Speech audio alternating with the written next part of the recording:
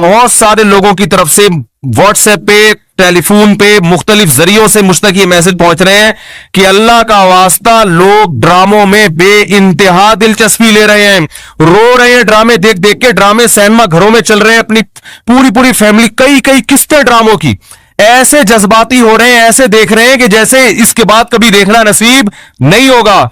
और बड़ी तारीफें, ऐसा ड्रामा, ऐसा ड्रामा, ऐसी फिल्म। तो मेरे भाई ये लग़वियात हैं, ये वो चीजें हैं जिनमें टाइम वेस्टिंग के अलावा कुछ भी हासिल नहीं होता। तो जो लोग इन चीजों में दिलचस्पी ले रहे हैं, अल्लाह के कुरान के मुताबिक उनमें जन्नत की अलामत नहीं पाई जाती। आप ड्रामे देखते देखते कब्र में चले जाना, ये ड्रामे आपको अल्लाह की जन्नत से हमेशा के लिए महरूम कर सकते हैं।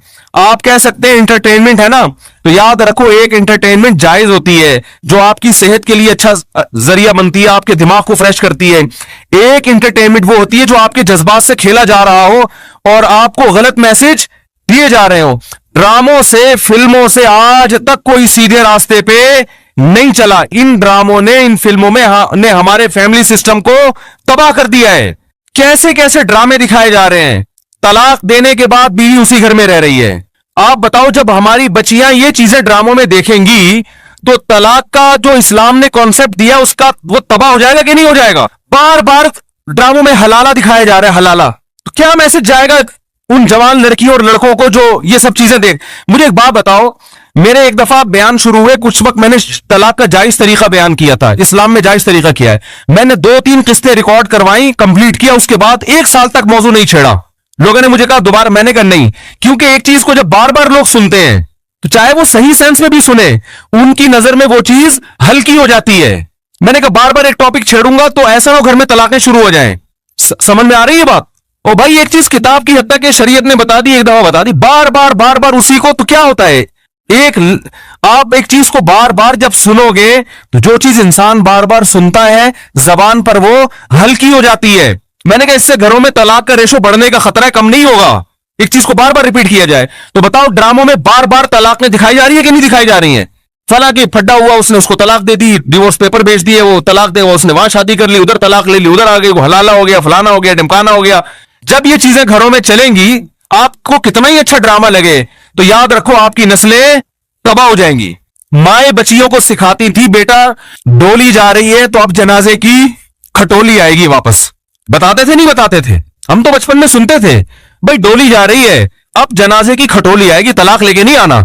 हाँ, जहां जायज तलाक है हम तो कहते हैं कि वो जायज है, उसमें इतना जुल्म जायज नहीं है कि बच्ची को बेड़ा गर्क कर दिया फिर भी आप अलग। लेकिन उसूल तो यही है ना कि ये बुरी चीज है। जब बार बार कल्चर में ये चीज दिखाई जाएगी, शौहर ने थप्पड़ मारा बीवी को, वो अदालत चली गई खुला लेने के लिए। हर घर में थप्पड़ भी होता है, हर घर में गाली गलौज भी होता है, ये तो नॉर्मल चीज है। थप्पड़ मारना सही नहीं है, अच्छा काम नहीं है कि शौहर बीवी पे हाथ उठाए, लेकिन सब कुछ होता है घरों के अंदर, वो बाद में सब सेट हो जाता है।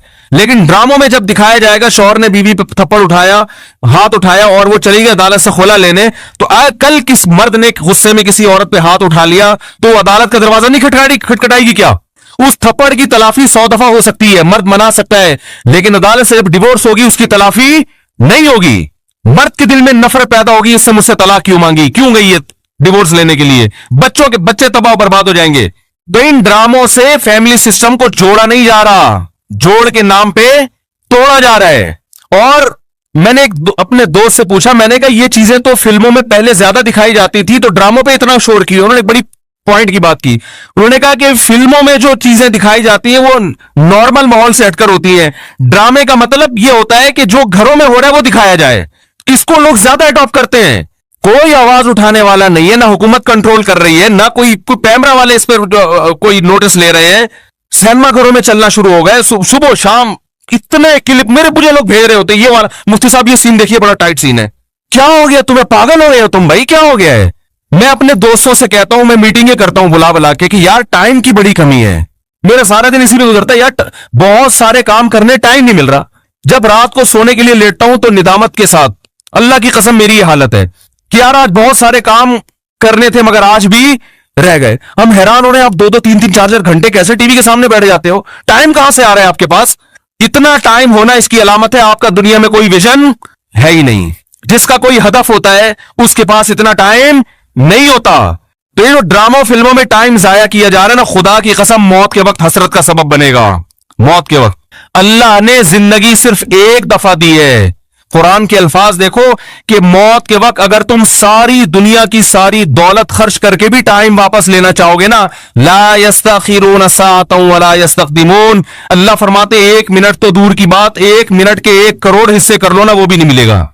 अभी बहुत टाइम दिया अल्लाह ने, अभी बहुत टाइम दिया है। चाहो तो ड्रामों में जाया कर दो, फिल्मों में जाया कर दो, सारा सारा दिन टीवी के सामने बैठ के क्रिकेट के मैच देख के तालियां बजाते रहो, फलाने ये छक्का मारा, फलाने चौका मारा।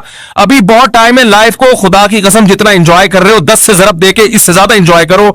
लेकिन जब मौत का वक्त आएगा तो ये सारे मजे किरकिरे हो जाएंगे। ये गैर मुस्लिमों के काम है, जिनका आखिरत पे यकीन नहीं है, उन पे ये चीजें सूट करती है। उनको मरना नहीं है ना, उनका तो ख्याल है मर जाएंगे तो खत्म हो जाएंगे, उनका ये कॉन्सेप्ट है। तो कहते हैं जिंदगी में जितना जल्दी जल्दी एंजॉय कर सकते हो करो।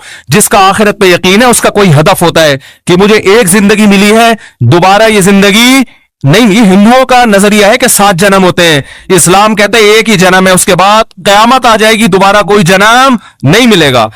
और अल्लाह को देखो, अल्लाह ताला हजरत ईसा अलैहिस्सलाम को मौत देने के बाद भी आसमानों पे उठा सकते थे ना, और फिर कुर्बे क़यामत में नाजिल करते।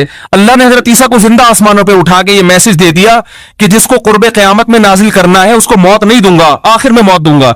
इसलिए कि मरने के बाद उठा लेता तो तुम्हारे दिमाग में ये तस्वुर आ सकता था कि शायद हमें भी मौत के बाद दोबारा जिंदगी मिल जाए। तो मौत के बाद तो पैगंबरों को भी नहीं मिलती, तुम्हें कहां से मिलेगी, हमें कहां से मिलेगी भाई जिंदगी।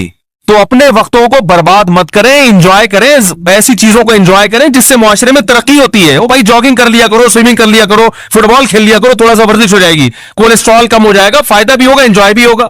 ड्रामे से क्या एंजॉय कर रहे हो भाई, तुम बैठ के रो क्यों रहे हो ड्रामा देख के? वो तुम्हारा क्या लगता है जिसके साथ ये हो गया, रो रहे बैठ के जैसे पता नहीं क्या हो गया। देखो इंसान के जो आसाब है ना, आसाब, इनमें अल्लाह ने महदूद सलाहियतें दी हैं। मैंने एक अंग्रेज नफ्सियाती डॉक्टर था, उसकी एक तहरीर खुद